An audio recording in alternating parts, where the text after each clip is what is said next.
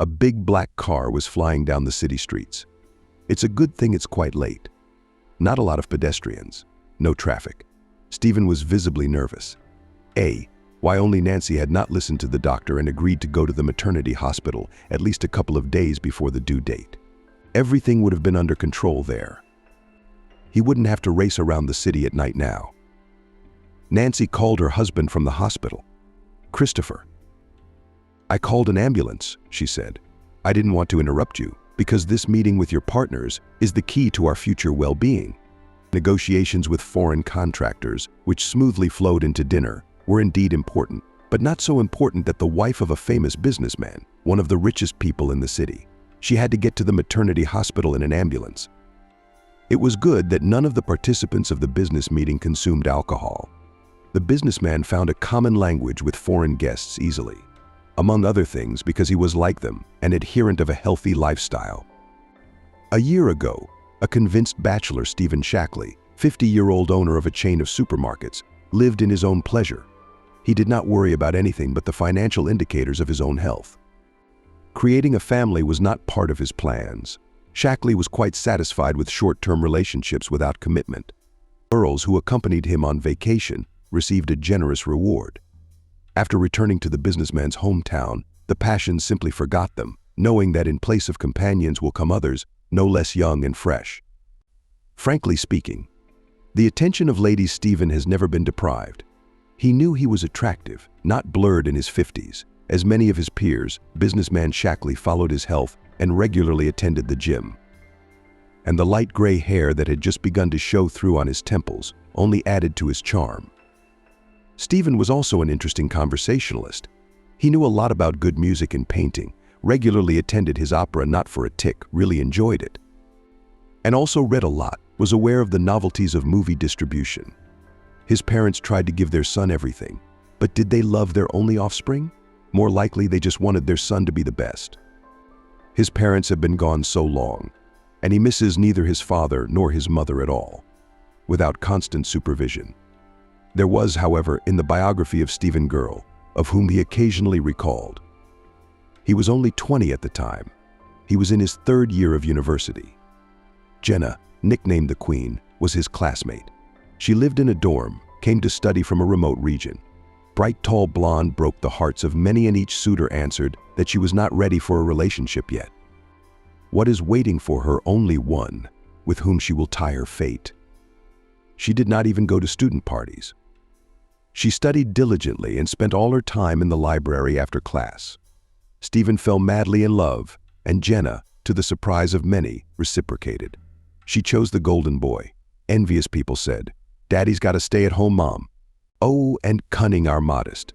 Nothing, he possesses her. Money for the entertainment of their only son parents did not spare. One day Stephen invited his beloved to the sea. There, in a large rented apartment, the couple was finally alone. Stephen was surprised to find out that he was the first man in this unapproachable beauty.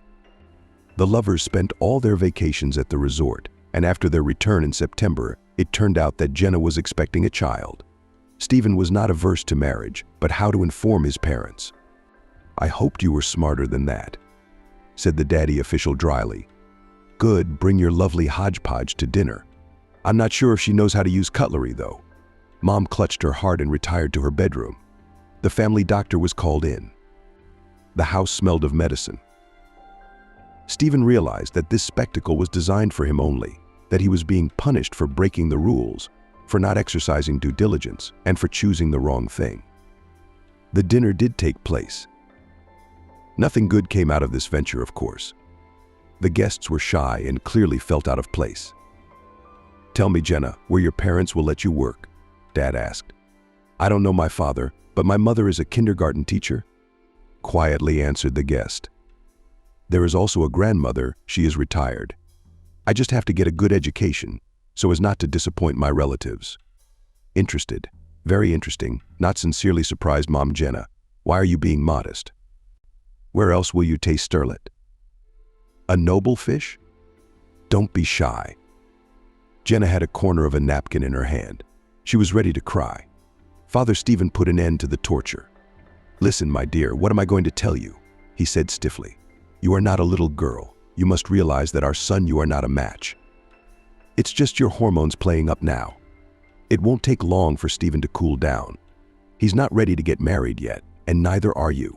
All that will be left is an unhappy and unwanted child. By the way, you'll be able to confirm that your offspring is indeed our grandson. You're prominent at home. There's no telling who our son might be the child of. So gullible, you know.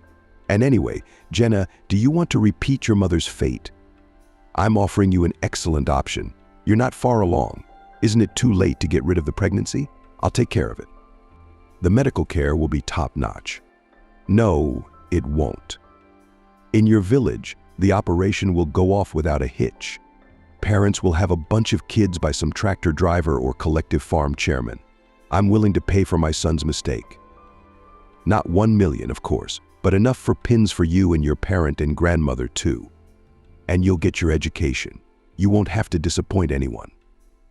Not in the capital, is it? But there's nothing wrong with that. Jenna jumped up from the table. Tears were streaming down her face, cheap mascara leaving dirty streaks on her cheeks. Stephen only now noticed that his beloved was far from beautiful. Her eyes were swollen, her nose was red. And how could he fall in love with such a one, really? How will they live together? Dad's right. And then suddenly Jenna really was cheating on him. She's been chased by a lot of people, but she was the first. And where's the guarantee she didn't date anyone after that? He'd upset the people closest to him for nothing. Slammed the door. No one caught up with the girl, whom Stephen had called his fiancée yesterday. Nothing, son. Tomorrow she'll calm down. Then we'll talk about compensation, Dad said conciliatingly. Fantasies at your lady of the heart is clearly not too rich. Consider it cheap. Although it is possible to solve the issue immediately. He got up from the table and went to the study. Called someone. Consider it settled. Mom smiled. You'll be more careful next time, Christopher. You can't lose your head over the first blonde you see. By the way, I wonder if that's her natural hair color. She probably just got lucky with her hairdresser. It's a very pretty platinum shade. Although where did this wiretap get the money for a good hairdresser? And her eyes are black. That's a rare combination. No wonder she knocked your socks off. He listened to this sweet bourgeois nonsense until he felt very sleepy. Get some rest, son, and don't worry over nothing, Mom said. Neither tomorrow nor afterward did Jenna Stephen ever see Jenna Stephen again. She packed her things that evening and left. Didn't even pick up her papers. They said they mailed her diploma after she was expelled. They also said that Associate Professor Molly Shorter, a tough old maid nicknamed Horse, hated all the students. Very worried about Jenna's departure. Imagine sharing with Stephen a buddy of Christopher, whose father worked in the department with Shorter. The Horse even organized a meeting. Claimed the man with the blonde hair around his neck must be in trouble. Nobody cares. The teacher told me to get her address. To take Dimka like that, I think it's either her mother or father who's dying. So she went home to take care of them. Stephen, who knew perfectly well the real reason for Jenna's departure, plowing, walking. And what if Shorter somehow finds his estranged wife, and then, as if she'd been killed? The docent of the Horse didn't care whose son showed up for the exam. She was equally strict with both the poor provincials and the golden youth. No different. The old woman has a hairy paw somewhere in high places. She can afford to treat students like that. Time passed. Jenna never showed up in town again. Stephen was still worried she'd show up with a baby in her arms, but the jilted bride was gone. In vain, son, you are out of your mind, the father once said, noticing his son's condition. She's just like everyone else. It's all paid for. The day your princess ran away, I sent Holmes to her. He didn't come empty-handed. Enough money to buy a cooperative apartment in her backwater. And she took money to get rid of the child? Asked Stephen. Not looking for such sums, do not refuse. Picked it up, of course, from the ground, picked it up like a dog grabs a thrown bone and ran away. Mom and I told you. She needed to fit into our family, so she got pregnant. But that didn't work. She's probably already made her fortune at our expense. Stephen had mixed feelings. On the one hand, it seemed good that it was over.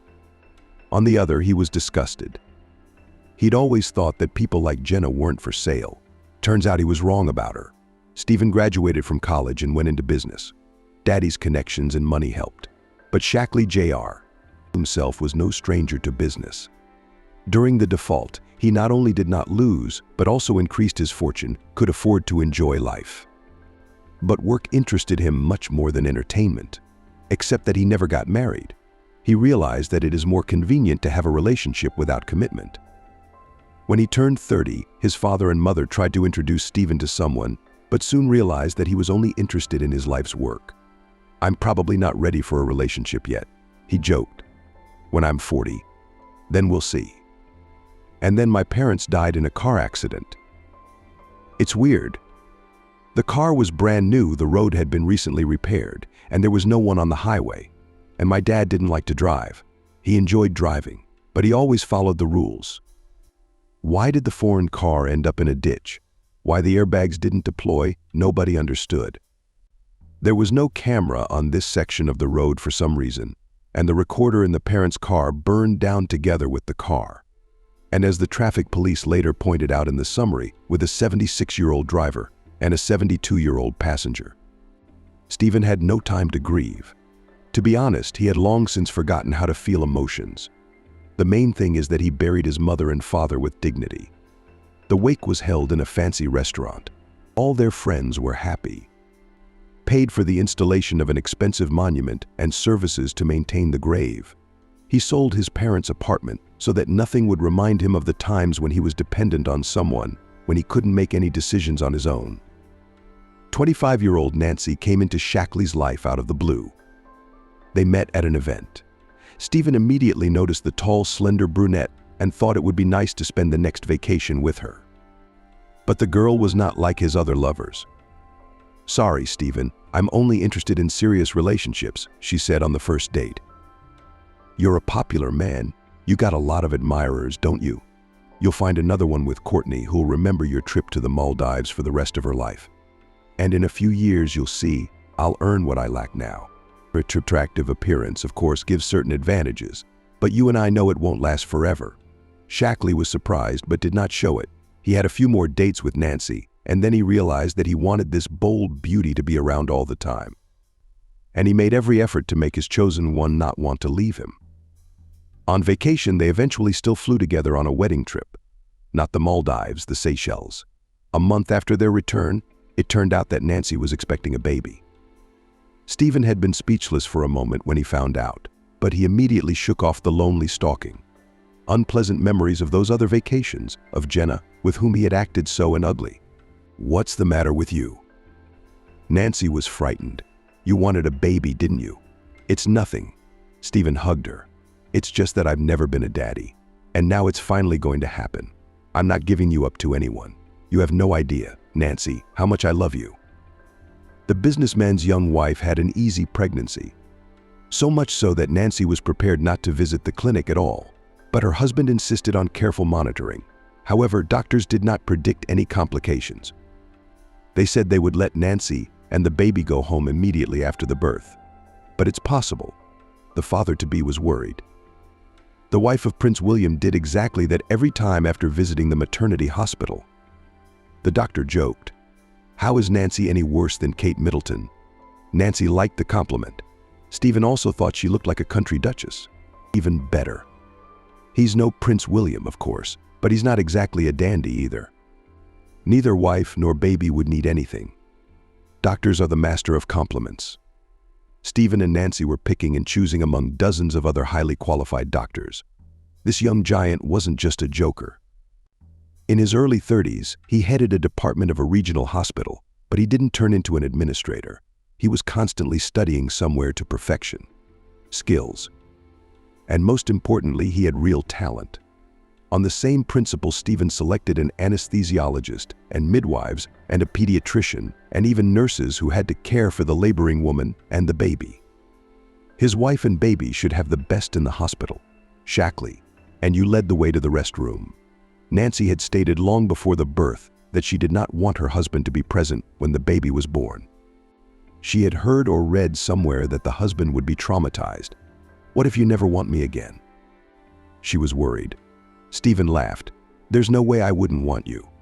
But still he agreed not to enter the hall, but to wait until everything was over in another room. The ultrasound showed that Shackley was going to have a son. Error excluded, assured the young Dr. Nancy and yet worried Christopher. What if it's a girl? You won't leave me, I'll think very hard. Shackley's eyebrows furrowed in jest, but noticing that his wife is ready to cry, hugged her. What are you, dear? I've always dreamed of a daughter. We'll have to think about a second baby in a few years. In the recreation room, the businessman sat down on a comfortable sofa and indulged in pleasant memories. He was still smiling, dreaming of the future. When there was a knock on the door, "Come in," invited the businessman. "Can I bring you some coffee?" A girl in a white robe asked. "Green tea would be better," Stephen replied. "Tell me, how is my wife?" The nurse laughed. "We may have to do a cesarean. Nancy has already signed a consent for the operation. The intervention will be done under general anesthesia. But don't worry, it's perfectly safe. William is an excellent surgeon. That's why you trusted him with your most precious possessions. And Robert is the best anesthesiologist. Do you know that too? You're going to see your little boy very soon." "And if it's a girl?" Stephen asked. He thought the nurse laughed for a moment. "The ultrasound doesn't lie?" She smiled. "You were promised a boy, the heir you will get." Stephen's phone briefly jerking, came a message. The businessman glanced at the screen. The number was unfamiliar, but the content of the text made him wince. "Did a DNA test on the old man. The baby's not yours. You're twice Nancy's age. She's not attracted to you as a man at all." Stephen jumped up from the comfy sofa, nearly knocking over the tea table. He tried to call back the number from which the message had come. The caller was, predictably, unavailable. There was a knock on the door. "Stephen, congratulations. It was time to meet the new member of the family," the nurse said. "Nancy hasn't come to her senses yet. You'll be able to see her in the morning, but the baby's waiting for you. We've already bathed and dressed him." The baby was carefully handed to the father. It was strangely said, as if newborns were red, ugly. His son Stephen seemed beautiful. His skin was white as if porcelain, and his eyes were huge, black. So it's not true that all babies are blue-eyed? What a wonderful feeling it is to be a father of a baby, isn't it? He felt a wave of tenderness wash over him. This was the real meaning of his life. Not business, not meetings with partners, but this tiny boy. And of course, Nancy. Why isn't he screaming? Is that normal? Worried Stephen. "What are you, Daddy?" The midwife laughed. "Your boy is exceptionally pure. He'll probably be an opera singer. He already did a request concert for us when he was born. I suppose you'll have to give him an encore." Shackley smiled at the joke. What nice people there are in this brigade, after all. Yes, he had not made a mistake in his choice of nursing staff. His wife and child were indeed in good hands. It seemed to him that William was preoccupied. "Indeed, the surgeon suggested that you talk to your son." "Everything is fine," he assured him. Problems, unfortunately, arose for Nancy.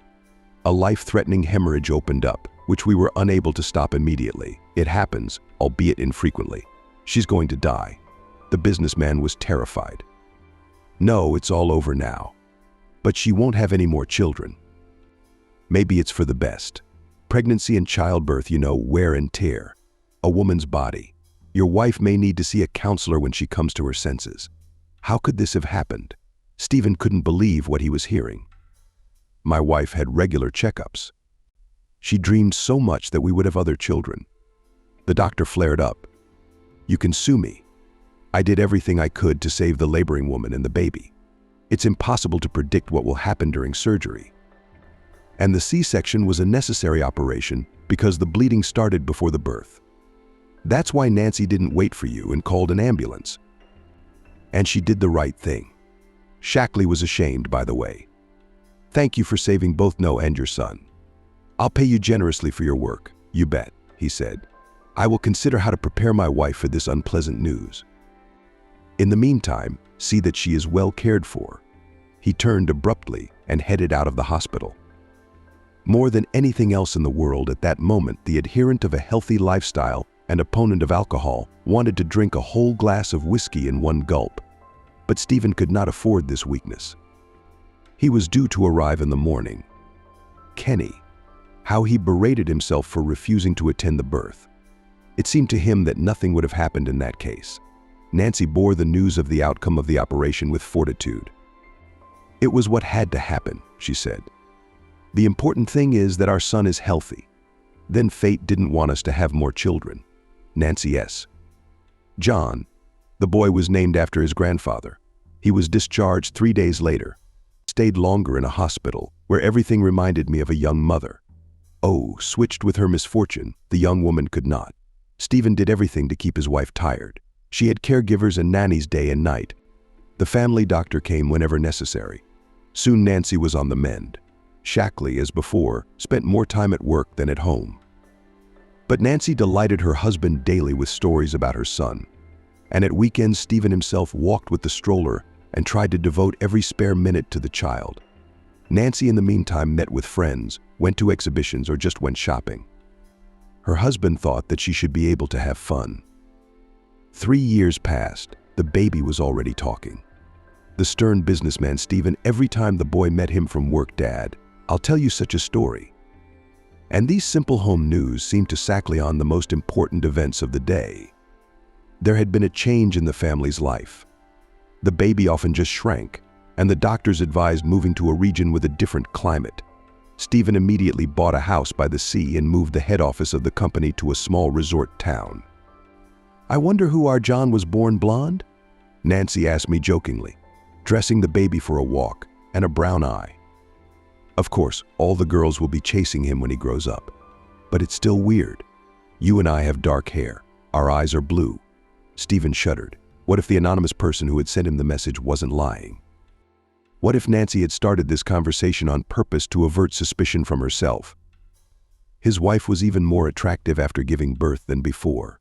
Probably won't have any trouble getting married again.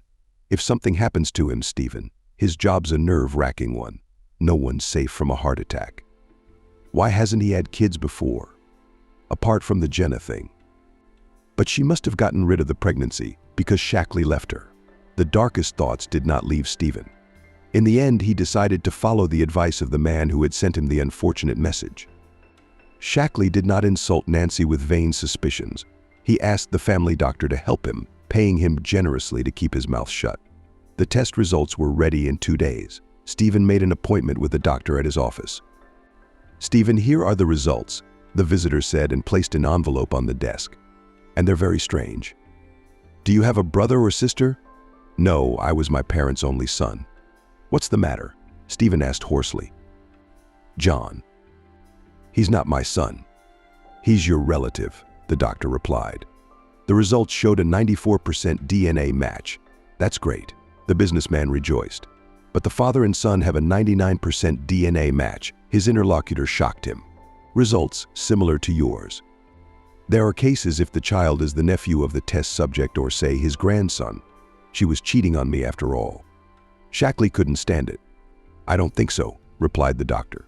"The point is that I sent the laboratory also the biomaterial of Nancy John, not her son." Shackley wrapped his arms around his head. The child had been switched. "What shall we do?" "And where's our own baby John?" "Your next of kin," the doctor reminded him. "Maybe you should look among your relatives." "I don't have any relatives." "Then I just don't know what to advise." "Nancy shouldn't talk about anything yet." "You know it will kill her," Stephen said quickly. "I'll pay." "Keep quiet. I'll sort it out myself. About John, don't worry. I love my son and I'm not going to give him up. I'm not too interested in who his biological parents are. I just have to find our child." That evening, Stephen bought a bottle of Nancy cognac for the first time in years. He explained that he was having difficulties and closed himself in his study. The next morning, Shackley postponed all important meetings and went to his hometown, where there had not been a maternity hospital for a long time, where John was born. It looked quite different from a few years ago. The building had clearly been recently renovated. "I wonder why the medical center was built just before John was born. Can you tell me where I can find Dr.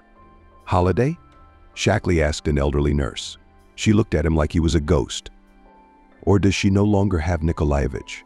When is his shift? Or does he work at another clinic now? We had a fire 2 years ago on his shift. Holiday died. And Miranda the midwife, Lisa the pediatrician, Robert the anesthesiologist, the nurses and the patients." Only a few women in labor were miraculously saved. The building was set on fire. The women crossed themselves. There was an investigation, but the culprit was never found. The case was dropped. The paperwork must have been burned too, Shackley said. How do you know? Who the hell are you? The nurse got excited. But Shackley had already turned and left. So Dr. William, the anesthesiologist, and even the nurse who offered him tea were in cahoots with the anonymous man, and he trusted them so much. Very soon you will see your son. He remembered the words of the girl in the white coat. She knew even then that the baby was being switched. That's why she didn't have a C-section. And under general anesthesia, there was no indication for surgery. The mother shouldn't have known what the baby looked like. That baby didn't look like a newborn. Clean, white, obviously a little older. And he, the fool, didn't realize it. We can't go to the police because he'll find out. You don't want to worry her, not as a last resort. Who knows how she'll react? Maybe she'll decide she doesn't need John. The boy needs his mother, Stephen reasoned. At the time, it had never occurred to him how he would explain everything to his wife when he did find his own son. Stephen took his cell phone out of his pocket and made a couple of calls. An hour later, he was talking to Dennis Farrell, who had been recommended to him as the best private investigator in the region. I hate to break it to you, Stephen, but the fire didn't just happen at the maternity hospital, Shackley said. And you're an energetic, stocky, cranky guy. The birth records at the registry office are gone too. Of course, the parents of the baby still have their birth certificates in hand, but the search process will be a bit tricky. I'll pay for everything quickly, the businessman said. Find everyone who worked alongside the deceased medics, talk to their friends and family. Try to identify each child among those born around the same time as my son. It will probably take more than a month, the detective warned. At least a year, replied Shackley, handing the specialist a plump wad of bills. I'll be here for another 10 days. Perhaps by that time you will be able to report on the first results of your work. A week later, Farrell called the client. I found out that shortly before the fire, all the deceased medical workers had made large purchases, he reported. Dr. Holliday and his pediatrician wife, Lisa, had moved into a new apartment in the stadium. He changed his car, the midwife paid for her son's tuition, and the nurse got out of debt. They were probably really in cahoots and got a fee for switching the baby. But who paid them and relatives are not in the know. All relatives in one voice say that periodically grateful patients and their husbands made gifts, but not so posh. Look no further, Dennis and I. Manifestations of less generosity, Shackley said. That same day he went home. Daddy rushed over to meet him. John, shall I tell you who Mommy and I saw today? A real bear dog. We can have one of those all you want, son, Shackley whispered in the child's ear. Tears were streaming down his face, but he didn't notice. Nor did he notice Nancy, who stood beside him. Christopher, hello. The wife smiled. John, it's time for bed, and you and I are having dinner now. I suppose you have something to tell me too? When the baby went to bed, Nancy went to her husband and hugged him gently. What's going on, Shackley? You haven't been yourself for a week. Why did you take off and go to our town? Why do you look at the stove like an orphan? I think I have a right to know the truth. Why did you say orphan? The doctor blabbed. Stephen exclaimed. Nancy turned pale. What was he supposed to say? Do you have a health problem? Tell me the truth. It's all being treated now. We'll sell everything. We'll send you abroad. I can't live without you, Christopher. What a fool. I noticed you were sick. The businessman shuddered. How could he have doubted that Nancy loved him? How could he think that she could cheat on him? This young woman would give her life for him. Why did he have to make such a test of it? No, sweetheart, I'm perfectly healthy, he replied.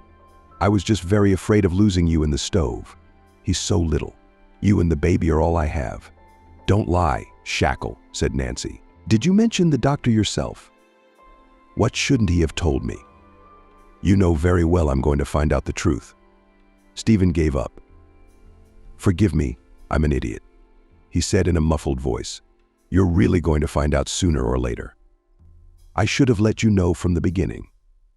I have the best, smartest wife in the world. You just promised me you wouldn't leave John. Why on earth would I abandon my own child? Are you crazy? After all, "They are your son, not ours," said the businessman. The baby was switched at the maternity hospital. Nancy jumped up from her chair. "Did you ask me to do that? Our baby died in childbirth." "No, dear, it's worse," sighed Shackley and began his long story. Nancy did not interrupt her husband. When Stephen finally finished his narrative, she said, "It was in vain that you distrusted me, Christopher. It would have been better if we had known nothing. It's all because of me. I'm Nestle. I won't give my son to anyone. It doesn't matter. How will the search for the baby end? John will never know he's not blood. And I forbid you, Shackley, to tell him that. If you're uncomfortable with us raising someone else's child, you can file for divorce. John stays with me.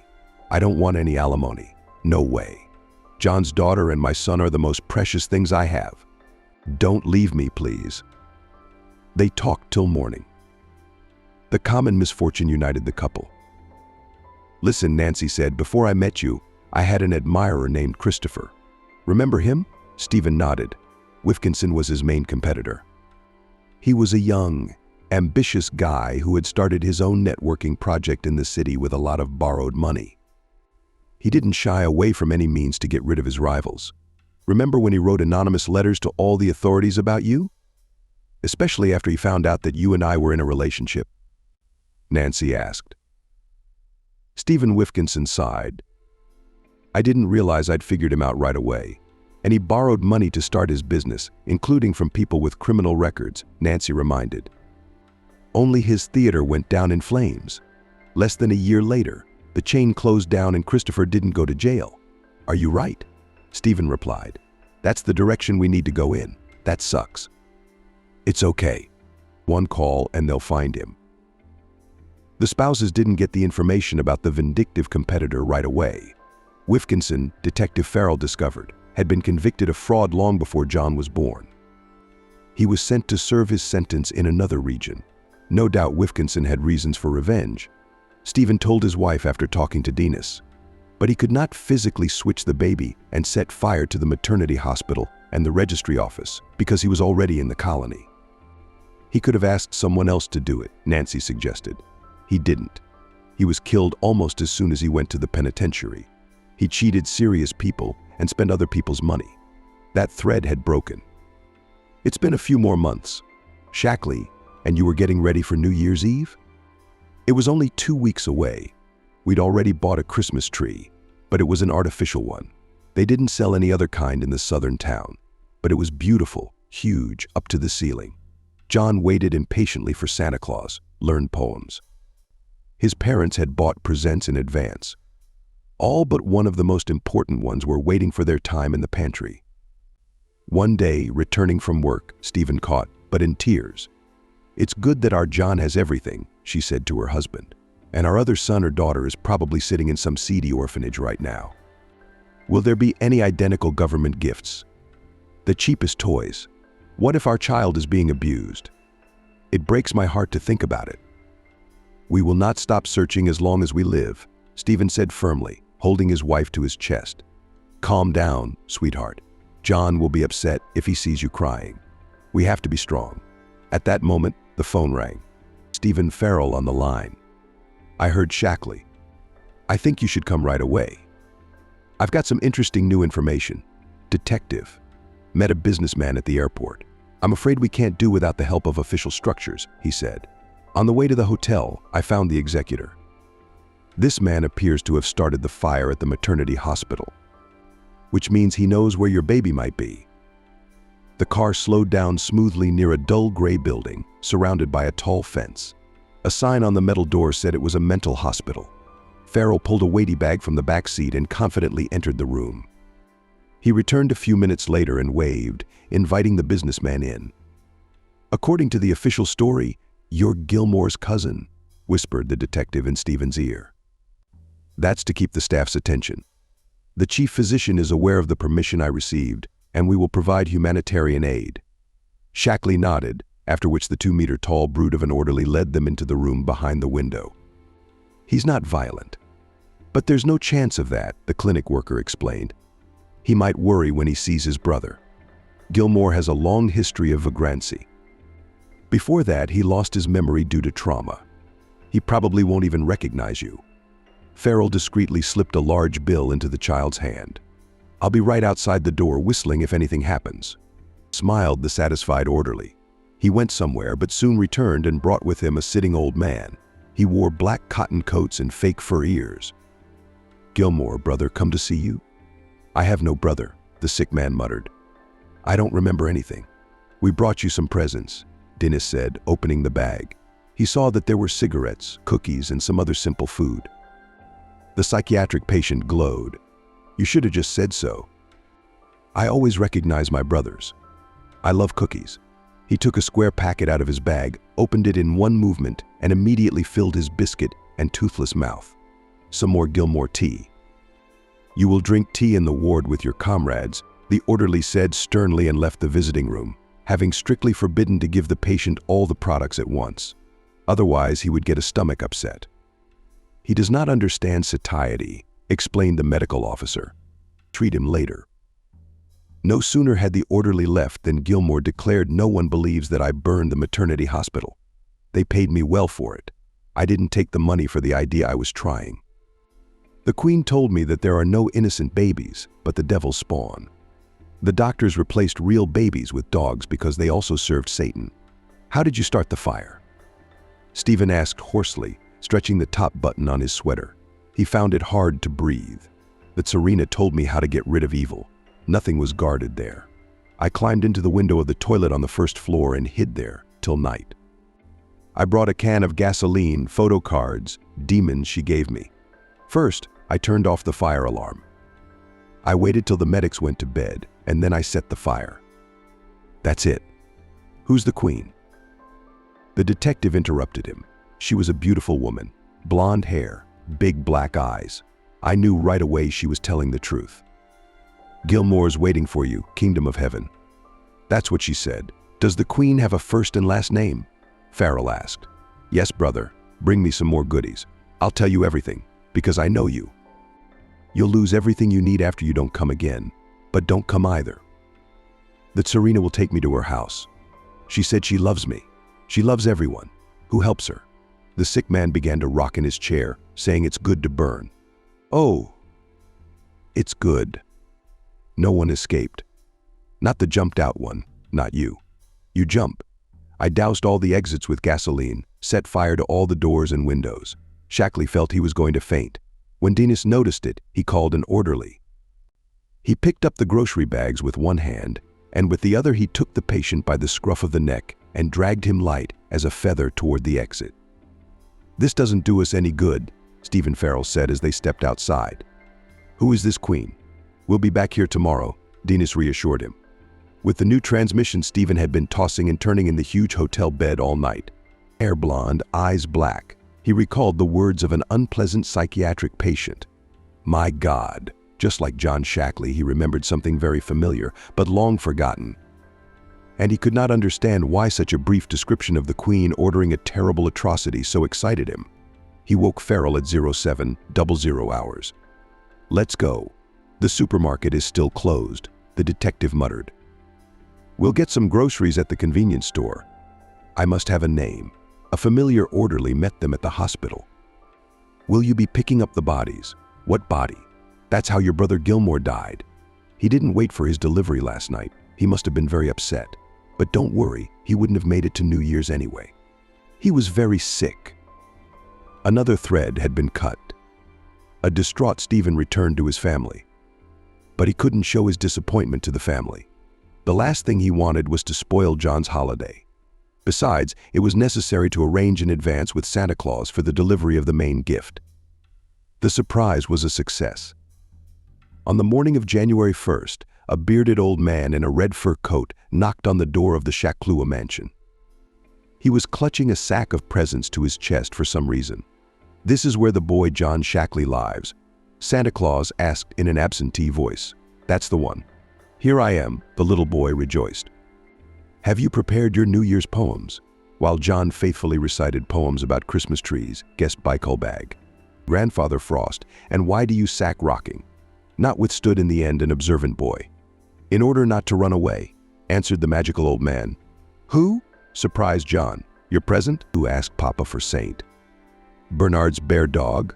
Then Santa Claus opened the sack and carefully placed the fat puppy on the floor, which immediately made puddles. Christopher, Nancy gasped. Why? Who is going to raise this beast? It wasn't Daddy, but Santa Claus gave it to me, replied the little guy. Thank you, yay. Now we have a real dog. Let's call him Christopher. Seeing the child's joy, and did not want to. Soon Christopher grew into a big, well-mannered beast. Walking with Bernard became another favorite hobby of father and son. John delighted the parents. The boy, who seemed destined to become spoiled and capricious, grew up modest and kind. Family happiness Shackley and their marred only that they could not get on the trail of the native baby. 4 more years passed in a fruitless search. Farrell dutifully earned his fee. He found out that in June, when John was born, about 100 children were born in the burned maternity hospital. The detective managed to find all of those families. Not a single lead, not a single extra child. Almost all of the women who gave birth were registered at the women's clinics. Only 2 moms to be ended up in a medical facility by accident. One of them went into labor on the train when she was on her way to her parents. The second gave birth early. The infant died and was buried in the local cemetery. Stephen had finished work and was about to go home when he received a phone call. Stephen? The caller asked, and when she answered in the affirmative, she was pleased. It's good that I found you. Please listen to me. It's very important. I'm Nancy. The woman turned out to be an employee of a private hospice in Sheklua's hometown. We have a patient named Jenna Jeff, she continued. You may not remember her, but I would be very grateful if you could come and visit her. Jeff doesn't have long to live. She could be gone any day now. Jenna asked me to contact you. She says she has some important information for you. The hospice worker said something else. But Stephen couldn't hear any more. Jenna is a queen, black-eye blonde. Crazy old man Gilmore, who set fire to the maternity ward. But how the hell is that possible? I'm flying into town today. Give me the address, he told the woman he was talking to. He called home, told her he wasn't coming back, and went to the airport. Shackley thought the hospice would turn out to be as shabby gray a building as the mental hospital where he and Detective Farrell had once visited the arsonist Gilmore. He was pleasantly surprised to find a small pink house at the address he had given her, surrounded by a lush garden. It was early autumn. On beautiful flower beds bloomed colorful bright dahlias. There was even a neat pond. On the bridges, Stephen noticed a not young man feeding his carp, mistaking him for a gardener. He came closer to ask where the entrance was. The man was not an employee of the medical center, but a patient. Shackley looked around and noticed that there were also patients sitting on nice benches under trees or in wheelchairs. Some were chatting animatedly with their relatives. Many were smiling, and you couldn't tell that they had come here to die. This place was bustling with life. This is a private institution, Shackley's new acquaintance explained eagerly. Not everyone can afford it.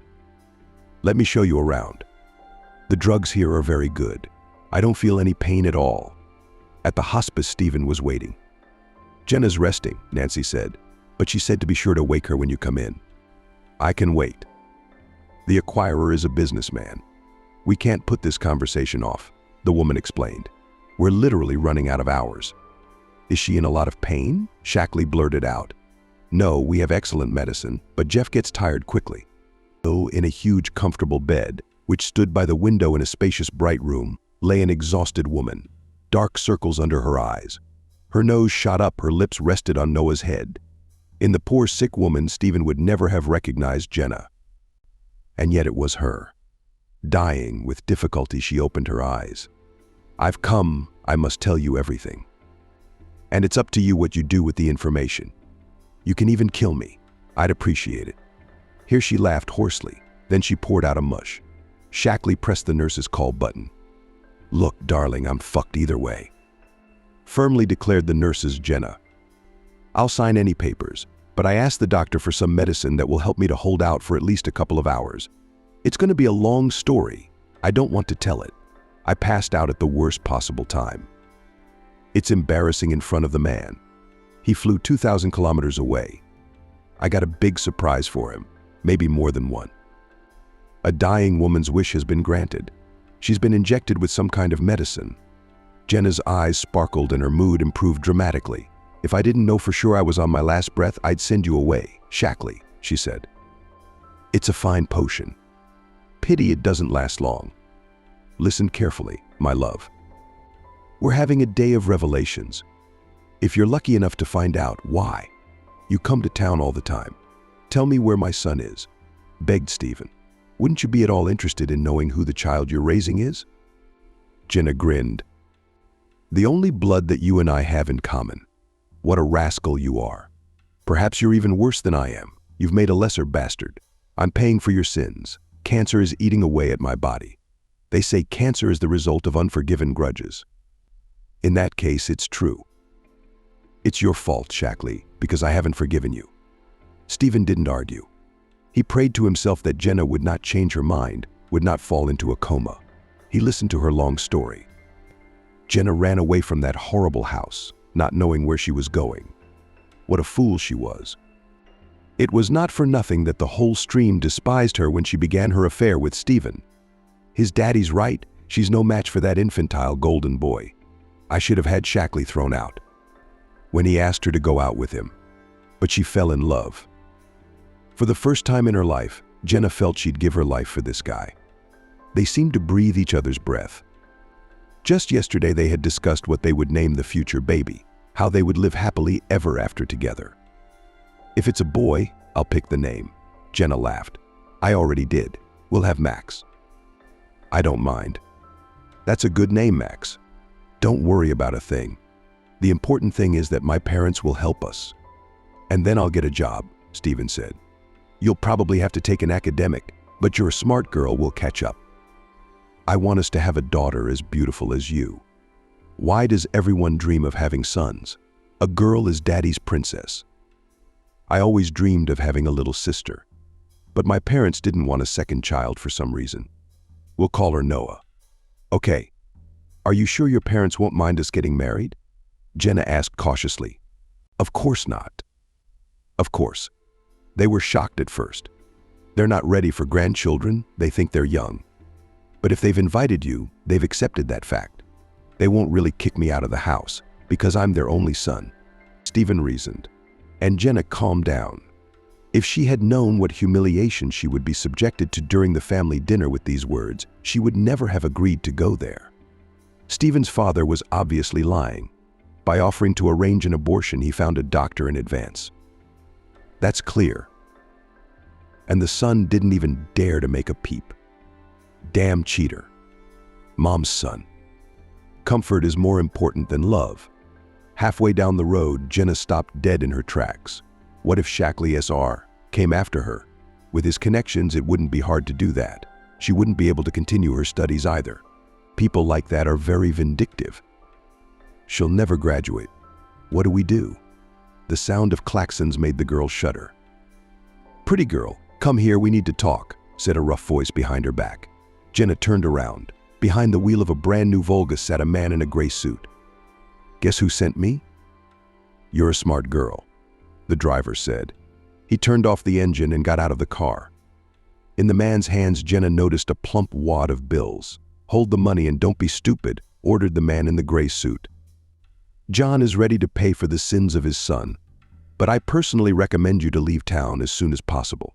You know you have no business being here. You'll regret it. Jenna pushed her hand, holding out the money, and the bundle fell to the road. She darted away, running like she was being chased. The man in the suit looked around for anyone. He picked up the puffy packet from the ground, caught up with it, and put it in the inside pocket of his jacket. What a stupid broad. Nothing. He would find a worthy use for that money. Rick had recently opened an underground casino. That's where a man with the common name Holmes went. After reporting to his client, of course. John, don't worry, it's done, he said confidently. You didn't refuse to help? No, of course not. I could use a little support myself. I'll bet you would, and she won't be here tomorrow. I'm on it. Meanwhile, a terrified Jenna was packing a bag in her dorm room. Addington, her roommate, walked in. Where do you think you're going? The day after tomorrow is Horse's midterm. She'll never forgive truancy, even though she treats you well. I have to go home right away, Jenna said in a wooden voice. I'm in trouble. Stephen knows. Will he take you to the train station? You're overreacting, Addington. You shouldn't be carrying heavy things. It's not good for you to worry either. I know, said Jenna, and the neighbor, having calmed down, left. I'm at Vitya's tonight, don't wait for me, she warned. Jenna frantically counted the money. Good, they gave me a scholarship yesterday. Enough for a cab. There was no need to hurt the baby yet. She knew she'd keep that baby anyway. It wasn't the baby's fault that he had such a father, that his grandparents didn't want him to be born. Jenna's mother and grandmother took the news calmly. Of course they were worried, but they did not upset their favorite daughter and granddaughter. You've been raised, and the baby will be raised. That's all they told her. And you'll finish your studies later. Children are the most precious thing in the world. The pregnancy was difficult. Jenna was hospitalized several times. On the eve of delivery, the attending physician warned her mother that he could not guarantee a favorable outcome. We could lose the baby's mother too, he said. We can only hope for a miracle. And the miracle happened. After an agonizing labor that lasted almost 2 days, Noah was born. I was told at the time that I would have no other children, said Jenna Stephen. And I dreamed of having a big family, just like your Nancy. Isn't that an amazing coincidence, you mean? Shackley began. But the dying woman interrupted him. That's how corrupt your miracle doctor turned out to be. There were no health problems with your wife. She was just neutered like a cat. People like her shouldn't breed.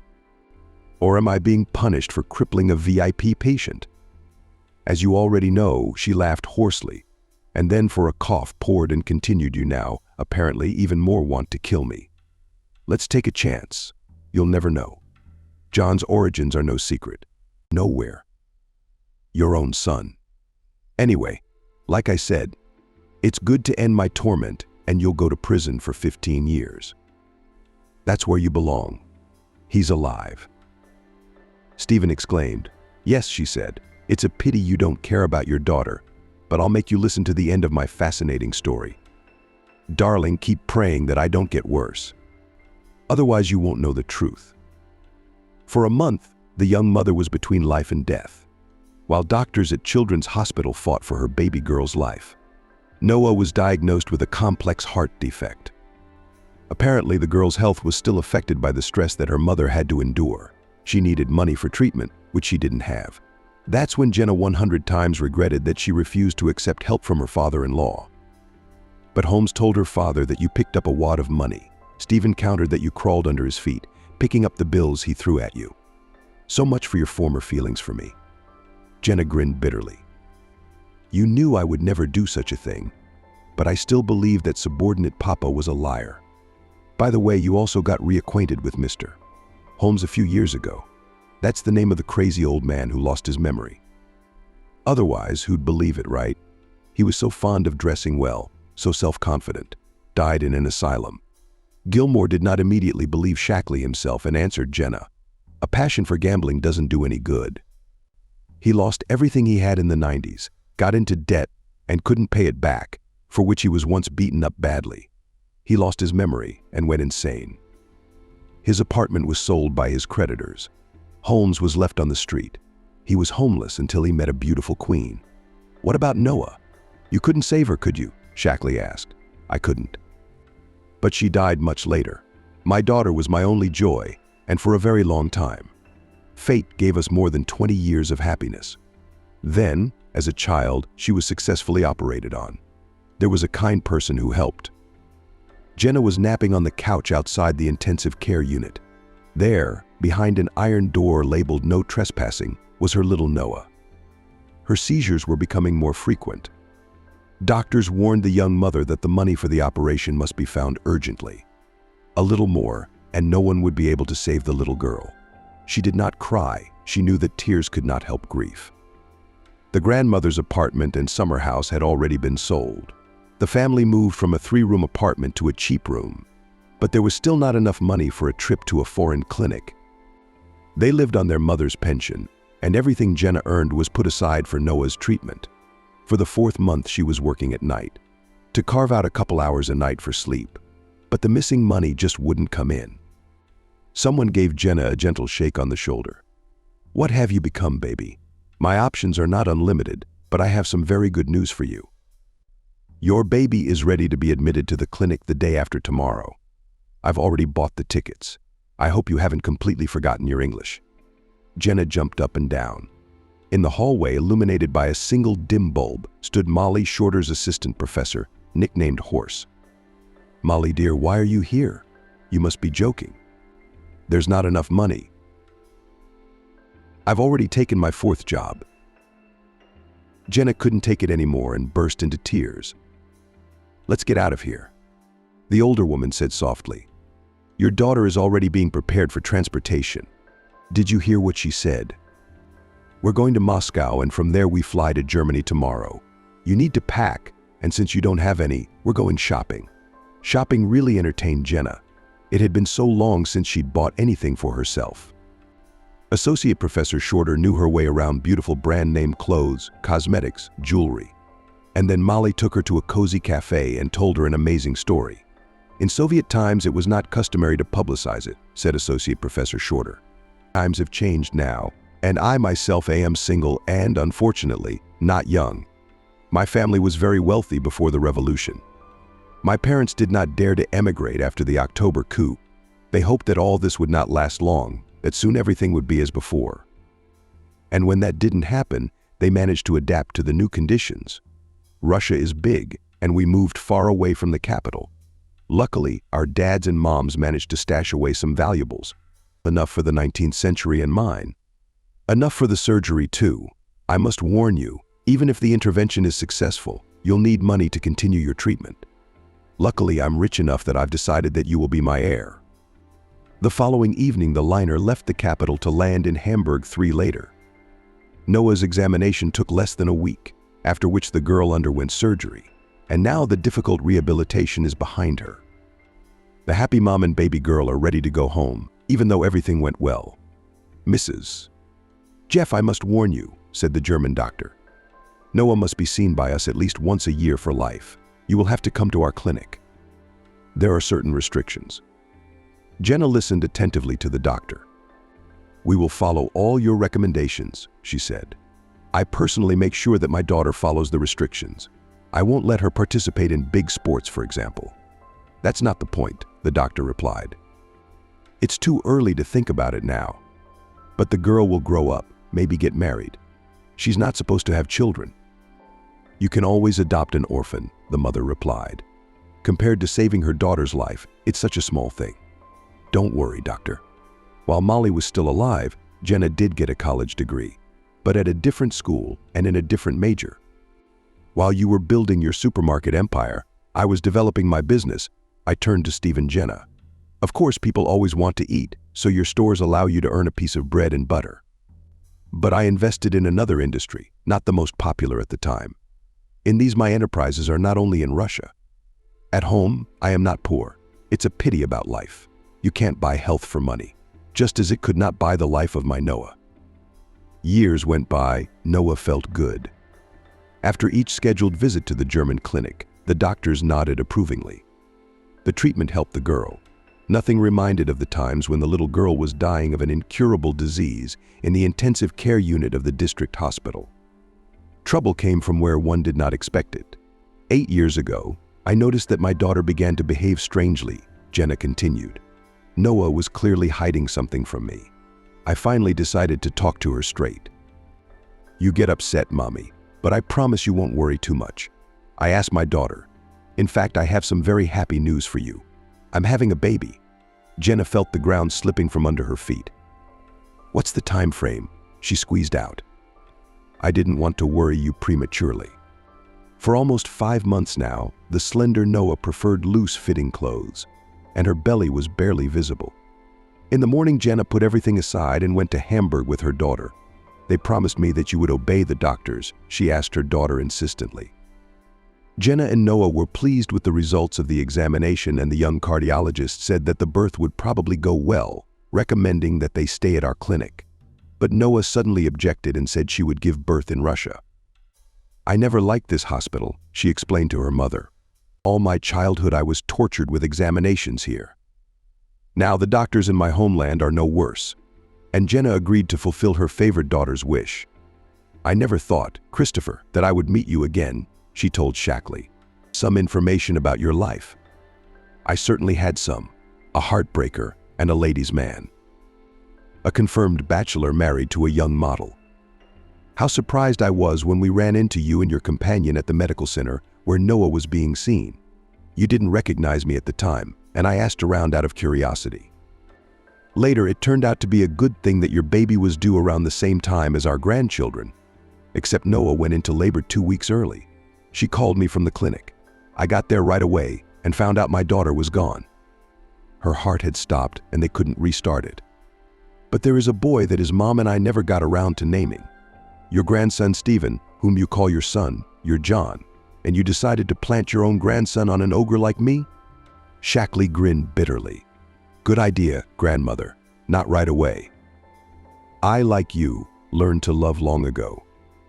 Sveta, in my end, was Noah, and this little one deprived me of my daughter. I just hated my grandson at that moment, and then I had a revenge plan in my head. Of course, it wasn't easy to bribe an entire medical team. At first, these people tried to console me, advised me to see a psychiatrist. But when they found out what I was willing to give them, they gave up.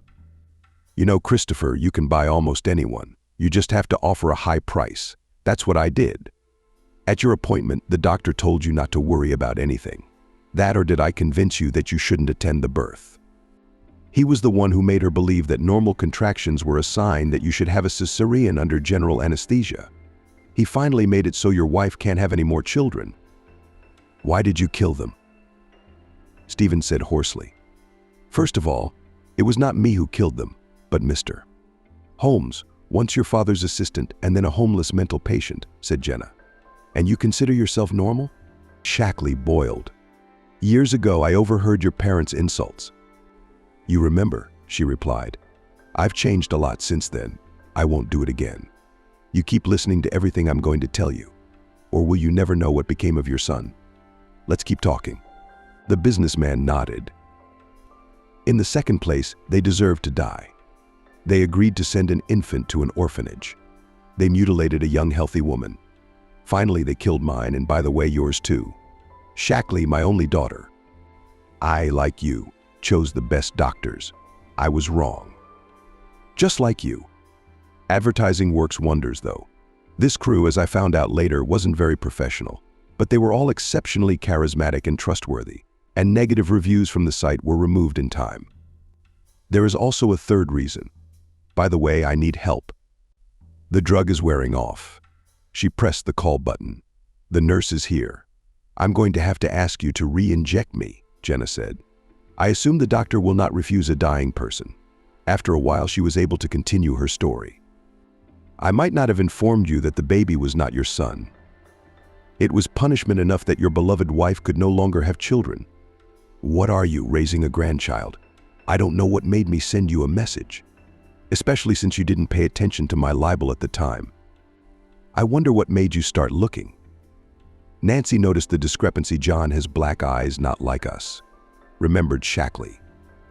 It's high school genetics. A child like that can't be born to a blue-eyed father and mother.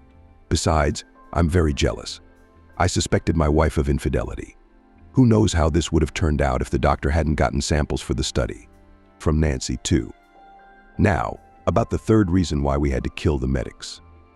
The Holmes-Gilmore files weren't touched. They were destroyed by other people. There was no way to recover the data. I've eliminated all traces. Your son was sent to an orphanage. Do you remember the regular requests for sponsorships in your email? You spammed them. You never once went there at management's invitation. You didn't have time? I was enjoying my family's happiness. But the orphans weren't poor. Instead of you, I sent gifts not only to the kids, but also to the officials. In return, your son's name was removed from the adoption database. I made every effort to have him sent to the most remote boarding school, because for all these years I have never been able to forget how disdainfully your parents spoke of my homeland. As if it was my fault I wasn't born in the capital. That was my revenge too, and everything would have been fine. But 2 years later, the famous doctor, William, suddenly remembered me and called me. The medical center wasn't doing as well as it used to, because instead of further training, our miracle surgeon was only thinking about making a quick buck. Maybe it's my fault too. Before that incident in the maternity hospital, he was not offered so much debauchery. I asked him for a new apartment, like last time, or an executive car. I would have thought about it. But he, blackmailing me, demanded an amount equivalent to the budget of a small state. He gave me a month and a half to think about it. So he signed a verdict not only for himself, but also for his colleagues. All that remained was to find the perpetrator. The madman Holmes caught Jenna's eye by chance. Usually the homeless man sat in his shack on the dump, which helped to build the infirm and the old man by comrades in misfortune. The day he met up again with the one he had once frightened at the request of a patron, and then also robbed. Some familiar memories surfaced in the poor man's mind. Early in the morning, while the other bums were still asleep, he crawled out of the hole and went straight to the center of the city, where he had once spent insane amounts of money. A man in rags stopped in front of a boutique and stared at a window displaying mannequins in brand-name suits. "That's mine," the old man hummed. "Gotta change." "Oh, I must." The beggar was noticed by the police. They approached the homeless man. "Go on your way." They didn't want to deal with the foul-smelling vagrant. Put someone like that in a company car, you'd have to air it out for a week. Jenna was used to getting up early. She led a healthy lifestyle, took long walks. The homeless guy looked familiar. "Do you even know who I am?" The homeless man raged. Shackley himself shook my hand. "Shackley who?" "Stephen, the owner of the retail chains?" the board sergeant asked. No, it wasn't that one. I forget everything. But he respected me. The policeman laughed. "But you have to respect until you're old." I wasn't always old. I had money and women and queen women. Noticing that they were being watched, the policeman pretended that they were going to make a report. "What's your last name, homeless citizen?" I forgot. "I'd like to buy that suit over there." "You wouldn't recognize me." "Gilmore is his last name." Nancy suddenly said, "He's my ex-roommate. Let him go, guys. Poor guy's got family back home looking for him. I'm taking him home." The policemen were glad that everything was resolved in such a way, and left. The old man knelt down in front of Jenna, muttering, "I tell you, it was not the women I had, but the Tsarina. The Tsarina will buy you a suit," Jenna promised, "and take you to her palace. But first you must help the Tsarina. The first'll do it. Just buy me that gray suit as soon as possible," begged the former assistant to Shackley SR. Jenna rented an apartment and sent Holmes, who now believed he had a different last name. The hairdresser purchased clothes, including that very branded tee. Tom had a more comfortable life than the dump, was to his liking. The old man was suspicious of modern gadgets, but he liked to read newspapers. He especially liked mystery stories. Jenna noticed this and supplied the guest with pseudo-religious literature. The end of the world was near. Antichrist next to her met her mentally ill with announcements from cheap tabloid newspapers. Jenna listened attentively to the ramblings and the retelling of the crazy old man, agreed with everything he said, planted new ideas. "You know, Gilmore," she said, "demons are very cunning. They can turn on even innocent children. The main thing is to recognize and eliminate them in time. Don't trust anyone." So a month passed, the term set by the blackmailer's doctor for payment for silence. It was about to come to an end. The vigilante decided it was time to act. "Listen, Gilmore," she said to the homeless man. "Your queen will soon leave you. I guess you'll have to go back to the streets." "How can I do that? I want to live here. I have an idea. Help me get rid of the demons. They've turned you into a hobo, and soon they'll take over the world. I'm counting on you." It worked. On the appointed day, Holmes Gilmore snuck into the maternity ward and started a fire. To the customer's dismay, the homeless man managed to escape before the building went up in flames. Jenna hoped that the last witness would perish. However, this did not happen, and he did not return home to the rented apartment. His trail was lost. Then Holmes was found by volunteers. God damn it. Jenna was taken to a mental hospital, and he started talking. Word eventually got back to your detective. "By the way, your Farrell isn't very bright, though he's diligent, and you're not too bright yourself. I thought you figured me out, but you didn't. And then I got sick. It was my time to pay the bills. She'd been feeling sick for a long time, but she put it down to fatigue and stress. Jenna went to the doctor only after she lost consciousness while driving and almost caused an accident. The results of the tests were very bad, and the doctor ordered additional examination. Comes to my room and says, "Jenna, do you have any relatives?" I remembered Jeff. I asked him point blank, "Is there nothing we can do?" "No," he says, "there's no chance at all.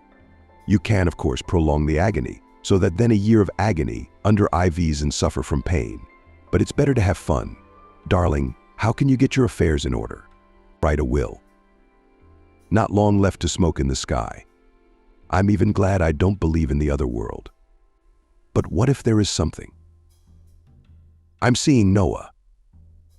That's just what I thought. I had an unpleasant thought: when I die, my daughter will come to me and ask me, "Where's mommy, my son? The one I gave my life for when I was young." And I decided, Christopher, to help you in your search for your own son, and our grandson to leave everything gained by my hard labor, about the transfer of business with you. My lawyers will be in touch the other day as soon as I'm buried. To be honest, I was hesitant to tell you for a long time. But then I thought, who knows if you're going to turn down money you don't know where it came from? You're John, the legal representative. So I asked you to call me. You got here fast. I got here just in time. Didn't you ever want to talk to your grandson, even look at him? Shackley asked. Does he look like you? I know he does, Christopher. Only he doesn't look like me. He looks like his poor mommy. Open the top drawer of that white table over there, demanded Jeff. And the visitor obeyed. In the drawer were John and pictures. Here he was walking, his son in the garden. And here he is himself. Stephen is training the dog Christopher with his son. My detectives are 100 times better than your Farrell, smugly declared Jenna. Well, you'll get to know me later. I have a whole gallery of these cards. No, open the second drawer too. Stephen took a portrait of a blonde with huge brown eyes. That's our daughter Noah. God gave her to me. With your direct participation, noted the dying woman. Otherwise, why did you come? It's in the third drawer. An envelope with a yellowed postcard was found in the designated place. You gave it to me the day we met, remember? Jenna asked, along with a bouquet. I don't know why I keep this garbage. Open it. On a piece of paper enclosed in the card was written in clear handwriting, Max, the forgotten orphanage of boarding school number 26. You can find the address yourself. In a tired voice said Jenna. At this forced Stephen to deviate. I have a big new journey ahead of me. I've already given you too much time. The caregiver pressed the button to call the nurse himself to feel the patient's pulse and inquired, Do you want to say goodbye here, or will you come back tomorrow? We have a special room. We have already said goodbye, said the businessman, but still approached Jenna's bed and, obeying a sudden impulse, kissed her cold forehead. Farewell. I've made it up to you. He didn't call me right away, but he dialed Farrell's number. Tell me, Dennis, how far is the glorious city from here? About 300 kilometers. Neighboring region, he answered. Why do you need this hole? I think our work together is done. We're going there. We will have to solve a number of issues quickly. And there's still a whole lot of hassle with the courts ahead. On the appointed day, the doctor walked into Shackley's office with everything just as it had been years ago. The doctor smiled broadly, and Stephen immediately realized that Jenna had not deceived him. The DNA results are in, he announced. Max is the forgotten son of Stephen and Nancy. They are 99.9% accurate. Nancy said into the phone, Stephen, get ready. Let's go meet our son. The walls smelled of chlorine and cabbage in the state facility. God, I thought there were no such orphanages anymore, whispered Stephen's wife and flooded with tears. There are sponsors. How can children live in such conditions? How could our boy survive here? The businessman blushed. He remembered the words of the dying Jenna about humanitarian aid to orphans and letters with invitations to visit orphanages. And he gave himself his word that he would certainly allocate a tidy sum for the inhabitants of this institution. A nanny in a pre-fashionable robe brought out to the visitors a skinny, humble baby. Here is our Max, forgotten, no longer yours. Shackley replied dryly, and not forgotten. And Shackley? Nancy ran up to him. Son, let's go home. John and Christopher are waiting for us. Will you stop me? The boy asked. We don't need to adopt anyone. We lost you because of a mistake at the maternity hospital, Stephen hastened to explain. Mom and I have been looking for you for so long. Do you need help getting dressed? What are you doing, Daddy? I'm 7 years old. I've been doing everything myself for a long time. Do you have a car? Of course I do. But now we'll take a cab and go to the airport. We need to take you on an airplane ride. None of the kids have ever been on an airplane. That's great, the child was happy. Max became friends with his brother at once. Mom, Dad, we have to buy the same clothes. Mary shouted John. After all, we are twins. Still, John lacked socialization, Nancy noted. But now that socializing is enough, smiled Stephen. A couple of times a year he comes to the town where he was born and raised and goes to the cemetery where Noah and Jenna are buried, the daughter he never knew and the woman who took such terrible revenge for his betrayal. Happiness lost and lives ruined,